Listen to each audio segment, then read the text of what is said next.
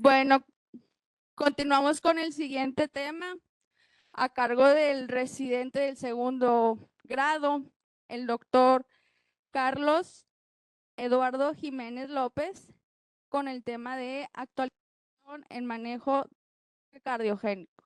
Bienvenido. Buenos días, Carlos Jorge Jiménez López, médico residente de segundo grado de aquí de este hospital regional de especialidad de Ciudad Victoria. Bueno, vamos a hablar un poquito de lo que es el manejo, el choque cardiogénico, las últimas actualizaciones. La verdad que al momento de que escogí este tema no sabía en lo que me estaba metiendo. Es un tema bastante amplio que abarca bastante información, pero pues vamos a iniciar. El objetivo de esta ponencia es más que nada que entre todos logremos identificar de forma temprana los estadios del choque cardiogénico y más que nada pues conocer el correcto manejo y abordaje con las recomendaciones pues más actuales que hay en la bibliografía. Quiero hacer hincapié de una vez que pues hay ciertos manejos con los cuales pues realmente no se cuenta en muchas unidades hospitalarias aquí en este país. Eh, Estas guías en las que me estoy basando, pues realmente son en países primermundistas, Estados Unidos, Europa, en los cuales obviamente hay mayor cantidad de recursos, mayor cantidad de equipo, mayor cantidad de personal, pero eso no quiere decir que no se le pueda dar un buen trato al paciente. Bueno, como definición, el choque cardiogénico se define como aquel estado de gasto cardíaco inefectivo causado por un desorden cardíaco primario que resulta en manifestaciones clínicas y bioquímicas de una inadecuada perfusión tisular. En cuanto a la epidemiología, pues vamos a ver que la etiología más común del choque cardiogénico es una falla del ventrículo izquierdo que se asocia a un infarto agudo al miocardio. Del 5 a 10% de todos los pacientes que presentan algún tipo de infarto van a evolucionar a un choque cardiogénico. Vamos a ver que este se encuentra mayormente asociado a infartos con elevación del segmento ST. Y pues aquí cabe resaltar que esta es una entidad en la cual la mortalidad es bastante alta, alcanzando tasas de mortalidad intrahospitalaria incluso hasta el 50%. Vamos a ver que esta tasa de mortalidad, a pesar de los nuevos avances, descubrimientos de tratamiento, realmente no ha cambiado en los últimos 20 años. Pero al final de cuentas, todos estos nuevos avances nos van a servir como base para futuras guías y futuros manejos que podemos dar a nuestros pacientes. Respecto a la etiología del choque cardiogénico, podemos dividirla en dos clasificaciones, las isquémicas y las no isquémicas. La isquémica, obviamente, como principal etiología tenemos el infarto agudo del miocardio como sus complicaciones, como puede ser la ruptura del septum interventricular, la ruptura de la pared libre del ventrículo izquierdo, una regurgitación mitral aguda, incluso un tamponade cardíaco. Mientras que las no isquémicas, pues tenemos varias, como pueden ser la estenosis o la disfunción valvular, una disección aórtica, arritmias, así sean taquiarritmias o bradiarritmias, fallas cardíacas descompensadas, cardiomiopatías de Takotsubo, miocarditis, desórdenes infiltrativos como puede ser la sarcoidosis, amiloidosis o hemocromatosis, incluso también asociadas a cardiomiopatías del embarazo o en mujeres puérperas. Incluso está asociado a ciertos medicamentos en los cuales puede haber intoxicación, como es incluso el uso de digitalicos, que de un periodo para acá se han vuelto a utilizar de otra vez, pero el problema con este tipo de fármacos es de que tenemos que tener bien vigilados a los pacientes para evitar este tipo de intoxicación. Bueno, respecto al choque cardiogénico, tenemos ciertos criterios clínicos para nosotros poder establecer un diagnóstico como tal del choque cardiogénico, ¿sale? Como ya mencioné, pues la definición es aquel desorden cardíaco primario que resulta en situaciones o en una sintomatología clínica y bioquímica en las cuales se evidencien datos de hipoperfusión. Hay distintos estudios como es el shock, el YAP shock y estudios por la Sociedad Europea de Cardiología en las cuales tienen diferencias en estos criterios, pero también similitudes. Estas diferencias más que nada se basan en los valores bioquímicos e invasivos que podemos tener en nuestros pacientes. Por ejemplo, en los estudios shock se define como un choque cardiogénico aquel paciente que presenta una presión arterial sistólica menor a 90 milímetros de mercurio por más de 30 minutos o que necesiten de algún soporte, así sea hídrico o farmacológico, para mantener una presión sistólica mayor a 90. Y que además muestre datos de hipoperfusión orgánica, como puede ser disminución del gasto urinario o extremidades frías, incluso alteración del estado de conciencia. Además que estos son los criterios hemodinámicos o invasivos a los que me refería, en los cuales tenemos un índice cardíaco menor a 2.2 litros minuto por superficie corporal. Se conoce como el índice cardíaco al gasto cardíaco multiplicado por la superficie corporal del paciente. Y nosotros para poder obtener el gasto cardíaco ocupamos realizar así sea un ecocardiograma o métodos invasivos para poder medirlo. Además de una presión de enclavamiento de la arteria pulmonar mayor a 15 milímetros de mercurio. Para nosotros poder medir esta presión de enclavamiento pulmonar, se necesitan de igual forma maniobras invasivas en el paciente. Pero aquí tenemos, por ejemplo, esta definición de criterios en los cuales no se necesita ser tan invasivo para poder demostrar la existencia de un choque cardiogénico, como puede ser, repito, una presión sistólica menor a 90 por más de 30 minutos o que requiera algún tipo de manejo médico para mantener esta presión sistólica o que muestre datos de congestión pulmonar, así sean, por ejemplo, presencia de estertores crepitantes. Y de igual forma, pues datos de hipoperfusión tisular, como puede ser alteración del estado de conciencia, extremidades frías, pálidas, disminución del gasto urinario y datos bioquímicos como puede ser el lactato mayor a 2, que esto lo podemos obtener fácilmente en la gasometría. Y los datos o la información que nos puede dar la Sociedad Europea de Cardiología, de igual forma, presión sistólica menor a 90, pero los datos de clínicos son los que más van a pesar aquí, como pueden ser los datos clínicos de perfusión, repito, extremidades frías, oliguria, que es disminución del gasto urinario, alteración del estado de conciencia, mareo, pulsos de amplitud disminuida, pero datos también por laboratorio de hipoperfusión, como puede ser una acidosis metabólica, elevación del lactato sérico, incluso elevación de la creatinina sérica. En lo que respecta un poco a la fisiopatología, pues realmente la fisiopatología de choque cardiogénico es amplia, pero lo que podemos mencionar es que al final siempre es el mismo resultado. Toda la fisiopatología del choque cardiogénico, vamos a ver que es una espiral de múltiples eventos que van a llevar siempre a la muerte del paciente. Y es aquí donde nosotros tenemos que intervenir de distintas maneras para poder evitar llegar a esta conclusión. ¿Sale? Bueno, todo inicia aquí. Al momento en el que hay algún tipo de daño cardíaco, así sea un infarto, alguna alteración de alguna de las válvulas, alguna taquio o bradiarritmia, vamos a ver que lo que siempre va a caracterizar a esto es una disminución del gasto cardíaco y una disminución del volumen sistólico del paciente. ¿Esto qué va a llevar? Bueno, a una hipotensión. Y esta hipotensión eventualmente va a causar una disminución de la perfusión de las coronarias, eventualmente llevando a isquemia. ¿Sale? Así, si un paciente aún así está infartado, que ya muestra datos de isquemia, esto va a llevar a que haya una mayor isquemia en el paciente y posteriormente provocar una disfunción una disfunción progresiva de la función cardíaca, eventualmente llevando a la muerte. Ahora, ¿qué tenemos con todos estos? ¿Dónde están? ¿Dónde entran? Vamos a ver que al momento en el que hay algún tipo de daño al corazón, se comienzan a presentar datos de respuesta inflamatoria sistémica. Aquí es donde entran estos, ¿sale?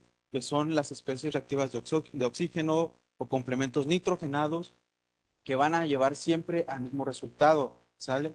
Datos de vasoconstricción, de hipoperfusión, y al final de cuentas una disminución de las resistencias vasculares periféricas, datos proinflamatorios y disminución de la contractibilidad cardíaca, que al final de cuentas llevan a lo mismo, una progresión de la disfunción cardíaca y a la muerte. Vamos a ver que en los pacientes que presenten choque cardiogénico va a haber distintas presentaciones hemodinámicas. ¿Sale?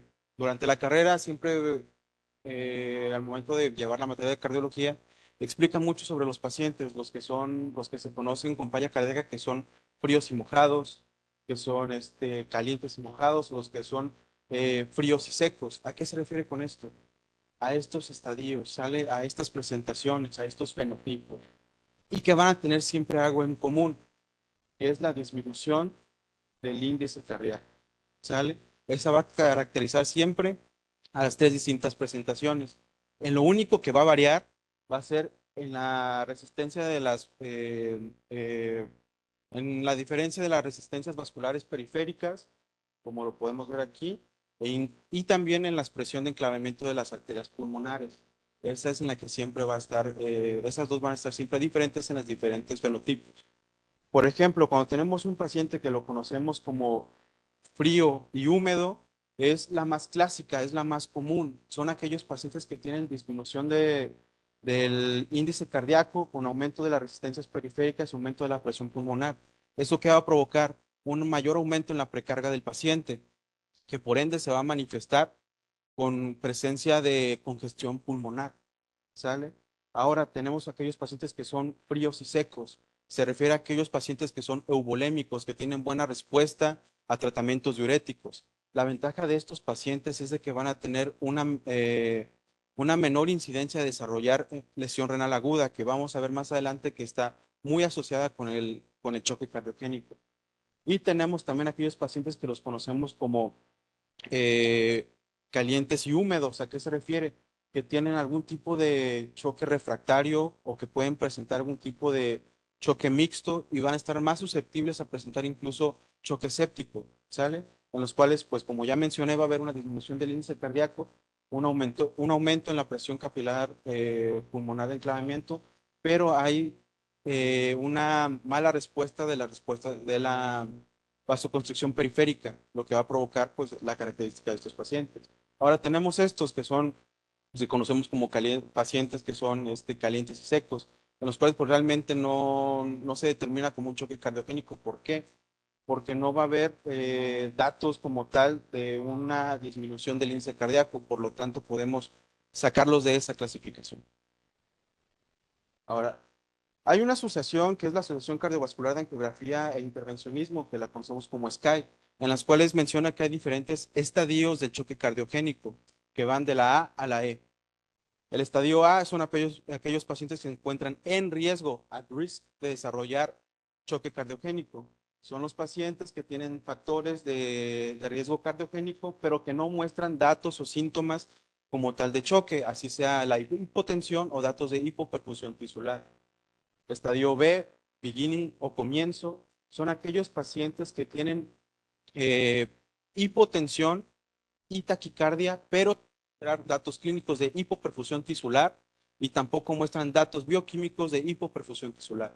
Tenemos el estadio C, que es conocido como clásico, que es ya la presentación como tal de choque cardiogénico, en los cuales ya vamos a tener datos de hipoperfusión tisular aunados a la hipotensión y la taquicardia, así sean bioquímicos o clínicos, y que aparte van a necesitar ahora sí de un apoyo farmacológico para poder pues llevar a este paciente. Tenemos el estadio D, que es el deterioro, en los cuales estos pacientes van a mostrar las mismas características que en el estadio C. La única diferencia es que no van a responder a estos manejos. ¿Sale?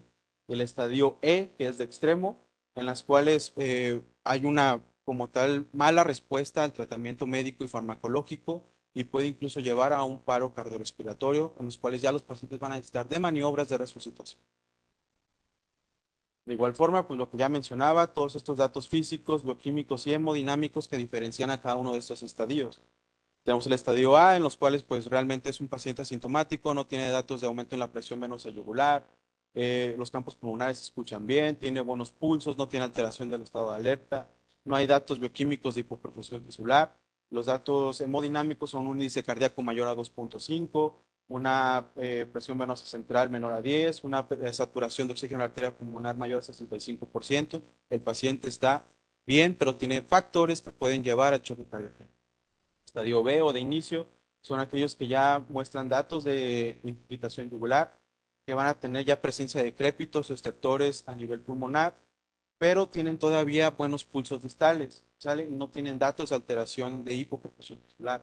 A nivel bioquímico podemos encontrar una plata normal, pero vamos a ver que ya comienza a haber una elevación de lo que es el péptido natriurético, que vamos a ver es muy específico al momento de que haya algún tipo de daño o lesión al corazón. Y los datos hemodinámicos, pues como mencionábamos al principio, que ya es una presión sistólica menor a 90 o que por mayor de 30 minutos o que requiera de manejo farmacológico para mantener esta presión arterial, frecuencias mayor a 100, un índice cardíaco de 2.2, o sea, limítrofe, y una saturación de oxígeno pues mayor a 65, o sea, la vamos a encontrar todavía dentro del límite no. Estadio C, ahora sí clásico como tal la presentación, ahora sí son las alteraciones clásicas clínicas del paciente, que ya es pues infiltración yugular, incluso soplos valvulares, recuperación mitral, hay datos de extractores o crépicos en los campos pulmonares, hay disminución de la tensión arterial, y hay datos de hipoperfusión tisular como poseen las extracciones del estado de alerta, ya comienza a haber datos bioquímicos como es un lactato mayor a 2, que hay incluso de la creatinina sérica, obviamente aumento de lo que es el péptido natriurético, y pues los cambios hemodinámicos en el paciente, como ya es un índice cardíaco menor a 2.2, aumento de las presiones capilares pulmonares, y pues obviamente una disminución del gasto. El estadio D son prácticamente los mismos signos clínicos que en el estadio C, en los cuales pues obviamente son todavía los mismos datos bioquímicos con elevación de lactato, BNP, creatinina, pero aquí los datos hemodinámicos vamos a ver que son los mismos, pero con una mala respuesta en manejo. En el estadio E extremo, obviamente se va a mantener igual, pero la diferencia aquí es de que ya hay datos de compromiso en la vida del paciente, como puede ser un pH menor a 7.2, un lactato mayor a 5, o sea, son acidosis metabólicas refractarias al tratamiento, que incluso pueden llevar a un paro cardiovascular. Ahora sí, vamos a hablar en las actualizaciones en el manejo del choque cardiogénico. ¿Vale? Como mencionamos, pues la primera causa del choque cardiogénico es el infarto agudo del miocardio. Entonces, ¿qué manejo se le tiene que dar? Pues manejo de reperfusión y revascularización. Aquí tenemos como principal terapia fibrinolítica, en los cuales, pues vamos, hay un estudio que es el Gusto 1, en los cuales se ha demostrado la eficacia de los activadores del plasminógeno tisular, que conocemos como alteplasa o tenecteplasa. Estos los comparan con la streptokinasa, que era uno de los fármacos urinolíticos que anteriormente se estaban usando, me refiero a hace 10, 20, 30 años, en los cuales pues realmente vemos que sí hay un superior manejo urinolítico en comparación con la streptokinasa, pero no hay cambios en la mortalidad a corto plazo. Donde podemos nosotros observar una evidencia como tal significativa es que tiene una menor incidencia para desarrollar choque cardiogénico aquellos pacientes que son trombolizados con activadores del plasminógeno tisular. Es aquí donde podemos ver realmente la diferencia de estos. Bueno, posteriormente, a los pacientes que son reperfundidos o que son sometidos a terapias fibrinolíticas, pues lo que sigue son tratamientos de revascularización, que son mediante las terapias invasivas coronarias. ¿Sale? Hay estudios como son el SMASH y el SHOCK, en los cuales comparan intervención coronaria percutánea, que es la colocación de los stents, o los bypass coronarios, que son mediante eh, tejidos de, así sean las venas o algún otro tipo de vena que se pueda colocar como puentes cardíacos, y se compararon con solamente tratamiento médico, ¿sale? O sea, tratamiento médico versus tratamientos de revascularización, en los cuales pues realmente se pudo observar que la mortalidad a 30 días se mantenía igual, ¿sale? Aquellos pacientes que fueran sometidos a tratamiento de revascularización o solamente tratamiento médico, no había diferencia. Pero donde sí se notaba esa diferencia, en la mortalidad a 6 y 12 meses, en las cuales había una diferencia de incluso hasta del 13%, siendo ya más significativa, ¿sale? Entonces a estos pacientes que eran revascularizados, sí les iba bien a largo plazo. Ahora, también dentro de estos estudios incluso se compararon la diferencia entre la intervención coronaria percutánea con colocación de stent y el bypass coronario. Aquí realmente la tasa de mortalidad se mantuvo igual. Donde hubo realmente una diferencia significativa fue en la reincidencia de choque cardiogénico, en la cual se observó que aquellos pacientes que eran sometidos a intervención coronaria percutánea tenían una mayor incidencia de volver a presentar un choque cardiogénico en el futuro, mientras que los pacientes que eran sometidos a bypass coronario tenían una incidencia de un 5 a 6%. ¿Sale? Ahora, ¿qué otros datos nos arrojaron estos estudios? Bueno, hay información por ciertos subgrupos, como podemos ver, vemos que hay mayor índice de mortalidad en aquellos pacientes mayores a 75 años. Estos pacientes, pues ya de la tercera edad, realmente tienen peores pronósticos o tienen incluso peores respuestas a los manejos. Vamos a ver que pues realmente no hay una diferencia en la mortalidad entre hombres y mujeres, así como tampoco hay una diferencia en la mortalidad entre las diferentes etnias o grupos raciales, pero lo que sí se observó es que la diabetes mellitus juega un papel muy importante. ¿Por qué? Porque estos pacientes se les encontró que están muy ampliamente asociados a enfermedad multivaso. ¿A qué me refiero con esto? A que tienen más de 3 coronarias que están obstruidas. Y esto se manifiesta como un peor pronóstico en estos pacientes, ya que o tienen que ser sometidos a mayor, incluso 2 o 3 terapias percutáneas, obviamente las cirugías de bypass se vuelven más prolongadas, o si solamente tiene los recursos para ponerse 1 o 2 stents, aunque quede en una arteria tapada, tiene alta incidencia de que se vuelva a ocluir esa arteria, obviamente provocando reinfartos. En lo que se refiere a la farmacoterapia antitrombótica, lo que es el estudio IABP Shock 2, realmente mostró que no había una diferencia significativa con el uso de antiagregantes plaquetarios, como era el clopidogrel, el pasugrel o el ticagrelor. Estos pacientes que utilizaban estos fármacos posteriores a presentar este evento como es el infarto del miocardio, realmente no mostraban ninguna eh, diferencia en cualquiera de estos tres, o sea, la tasa de mortalidad se mantenía igual. Donde sí se observó diferencia es que si no se daba este tratamiento antiagregante, tenían alta incidencia de volver a, ¿sabe?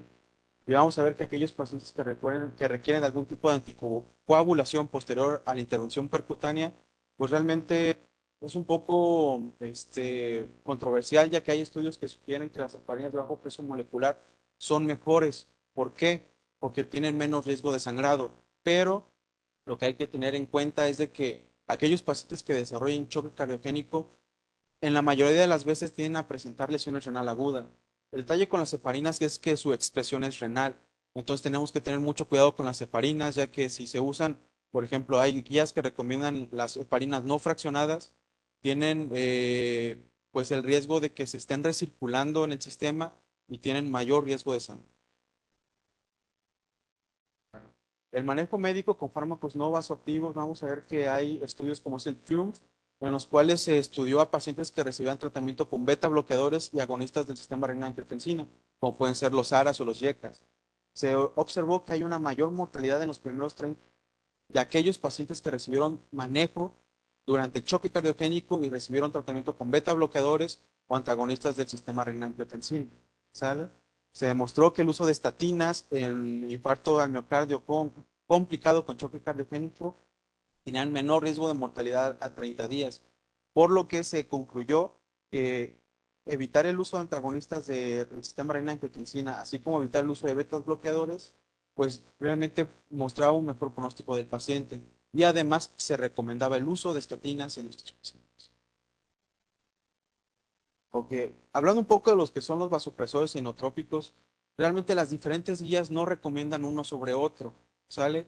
Ya que los diferentes vasopresores inotrópicos tienen también sus diferentes indicaciones. Lo que sí se ha concluido en los diferentes estudios es de que hay ciertos vasopresores que tienen mayor incidencia a provocar, por ejemplo, arritmias, como puede ser la dopamina, como puede ser incluso la vasopresina o la dobutamina, por lo que sugieren que hay que individualizar cada uno de estos casos para saber nosotros qué inotrópico o qué vasopresor poder utilizar. Aquí en esta tabla podemos observar las diferentes características según la dosis y los receptores en los cuales van a estar trabajando estos fármacos.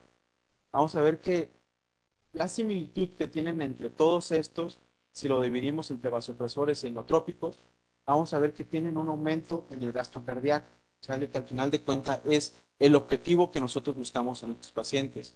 La diferencia que sí se puede observar es en las resistencias vasculares periféricas. Si nosotros tenemos un paciente que está hipotenso, chocado, pero podemos lograr conservar el gasto cardíaco, solamente lo podemos manejar incluso con vasopresores, ya que hay ciertos vasopresores que también tienen efectos inotrópicos. Entonces, por lo tanto, podemos tener un mejor pronóstico en este paciente. Hay otros que tienen una disminución del gasto cardíaco, pero las resistencias vasculares no se ven tan comprometidas, por lo que sí estaría indicado utilizar algún tipo de inodilatador que tienen efecto inotrópico, pero provocan vasodilatación, por lo que hay que tener mayor cuidado con estos pacientes para evitar que se puedan chocar o que incluso puedan llegar a prestar algún tipo de...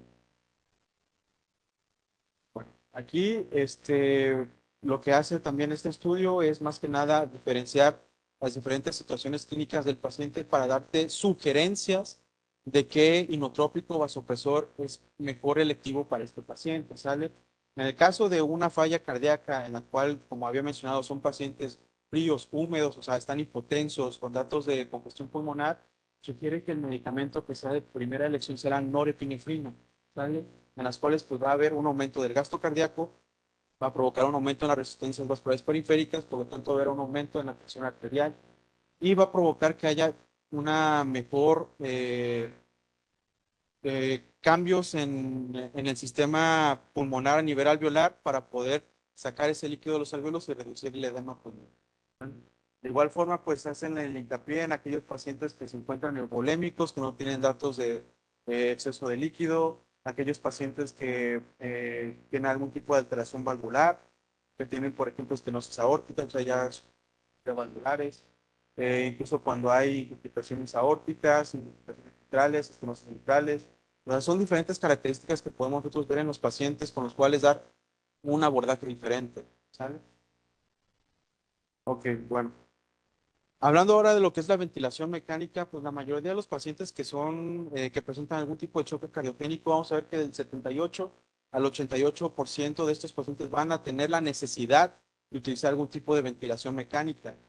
Diferentes estudios no han comprobado como tal la diferencia significativa en la mortalidad de aquella que es invasiva a la no invasiva, ¿sale? Por ejemplo, CPAP, a lo que es ya como tal una intubación. Lo que sí se ha demostrado es de que esta ventilación mecánica, al final de cuentas, va a ayudar al paciente. ¿Para qué? Porque pueden tener atrofia de hipoxia, pueden tener aumentos de trabajo ventilatorio, se utilizan también para protección de la vía aérea o porque hay una inestabilidad eléctrica cardíaca. Aquí lo que las diferentes guías sugieren es de que aquellos pacientes que sean sometidos a ventilación mecánica invasiva sean manejados con PIPs altos. Pongo altos entre comillas porque al final de cuentas también lo que recomiendan es de que haya medidas protectoras pulmonares, ¿sale? Por lo que a veces en su mayoría sugieren PIPs altos con volúmenes tirales bajos, de 5 a 7 mililitros kilo, ¿sale? Estas medidas protectoras pulmonares se van a encargar básicamente en evitar la hiperoxia o la hipoxemia en el paciente, minimizar el dolor, minimizar la desincronía ventilatoria y optimizar el estado de movimiento. Ok. Ahora, hablando un poco de lo que es la terapia de reemplazo renal, como mencionaba, aquellos pacientes que presenten choque cardiogénico van a tener una incidencia del 20, incluso hasta del 35% de desarrollar una lesión renal aguda. ¿Esto por qué?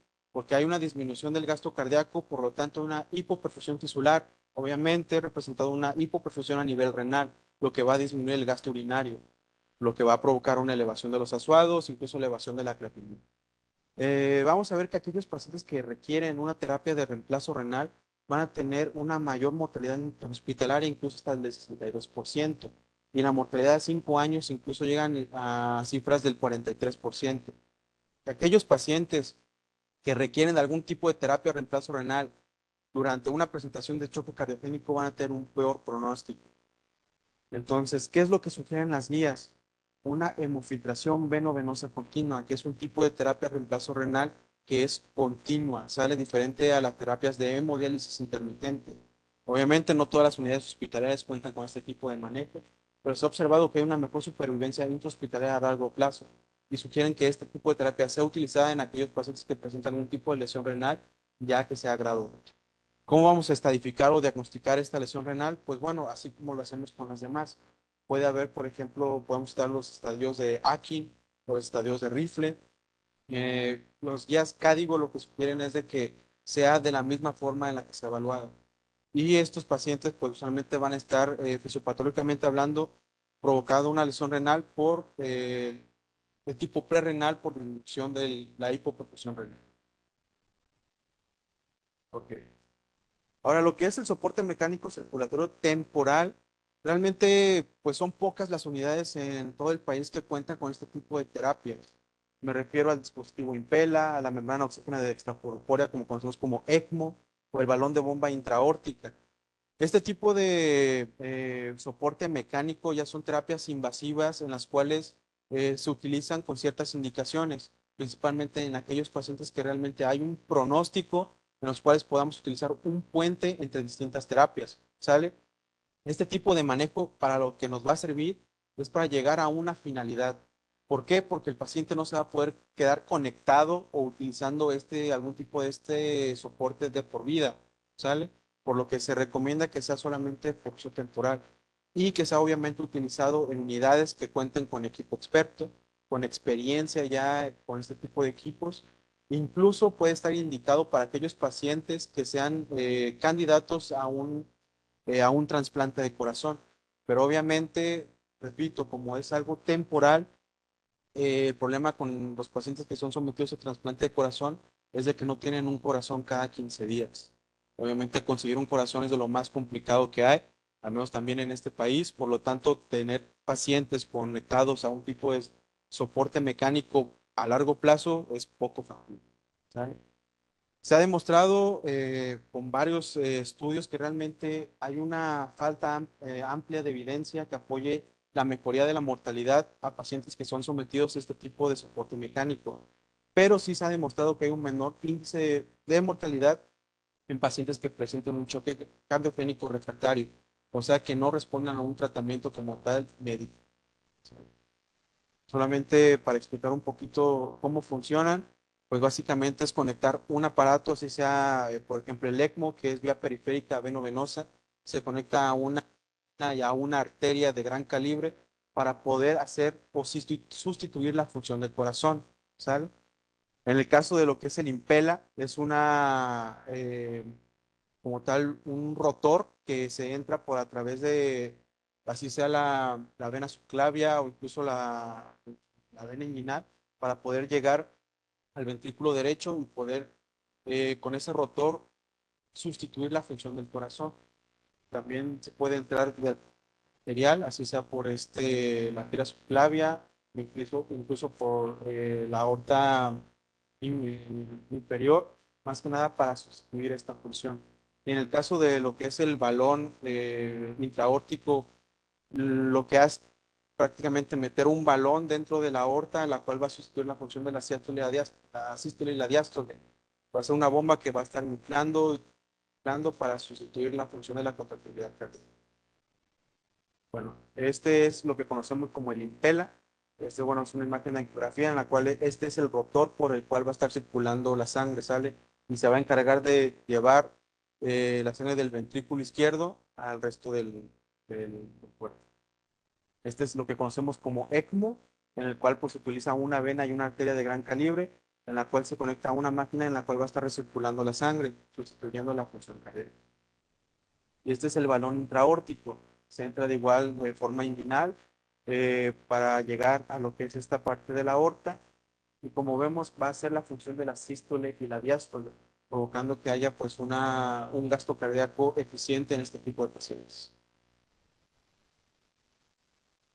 Bueno, las diferentes indicaciones para utilizar tipo de terapia de soporte mecánico, pues pueden ser aquellos pacientes que tienen algún tipo de infarto complicado por un choque cardiogénico, que presenten algún tipo de recuperación mitral, ruptura del septum interventricular, pacientes con cardiopatías agudas, como puede ser una miocarditis fulminante, cardiopatías por estrés, también cardiopatías por el embarazo, pacientes que tengan algún tipo de arritmias refractarias, que tengan sobredosis de algún tipo, incluso puedan presentar algún tipo de ruptura aórtica, está recomendado todo este tipo de manejo.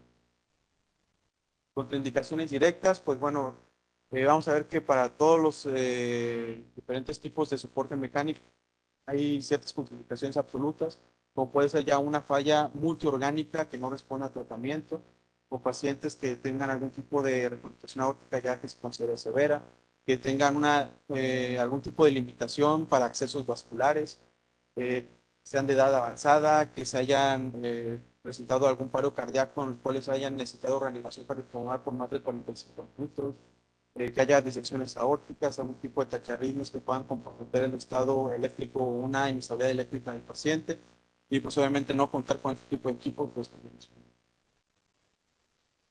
Bueno, como conclusión, vamos a ver que pues, el choque cardiogénico es una entidad multifactorial y que es hemodinámicamente diversa y pues socialmente va a estar asociada a la falla multiorgánica. La complejidad de esta entidad pues va a hacer que se requiera de una extensa ampliación y enfoque de múltiples estándares multidisciplinarios, ¿vale? Más que cuenten principalmente con experiencia y recursos suficientes para dar una actividad, cual pues no es tan evidente en las múltiples unidades hospitalarias que tenemos en este país. Debido a la prevalencia de la alta tasa de mortalidad, el choque cardíaco es una actividad en la cual se necesita de la práctica de hospitalaria.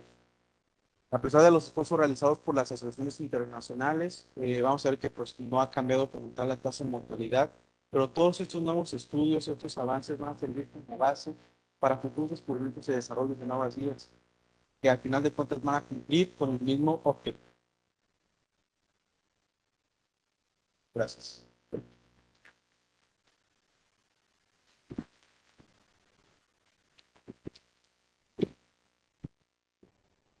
Excelente ponencia. ¿Alguna duda? ¿Una pregunta por parte de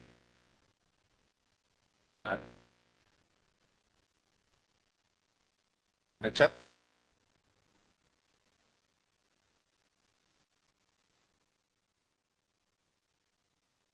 Bueno, pues sí, al igual es un tema extenso, la verdad, igual una felicitación a usted, doctor, eh, y los mismos especialistas, los especialistas dominamos el completo. Creo que realmente nos da la pauta para obtener todas las herramientas que, si bien, como usted lo menciona, no las tenemos todas aquí, eso no nos limita a no conocerlas. Hay su pregunta es, ¿cuál es el papel, la, la, cuál es el papel de la milrinona en el choque cardiogénico? ¿Es para todos? Bueno, doctor, tanto al manejo de la milrinona y el levosimendan, pues no realmente no es para todos.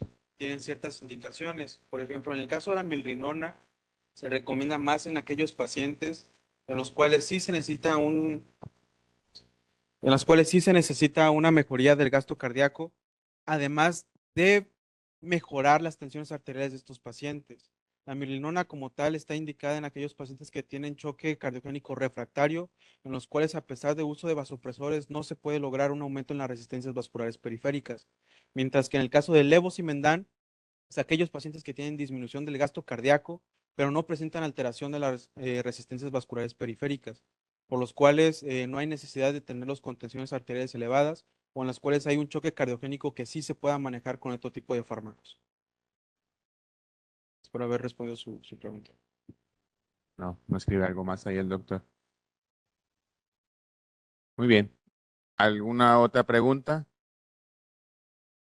Creo que estamos bien en tiempo. Bueno, pues agradecemos al doctor Carlos Jiménez por tan brillante participación con su tema de actualización en choque cardiogénico.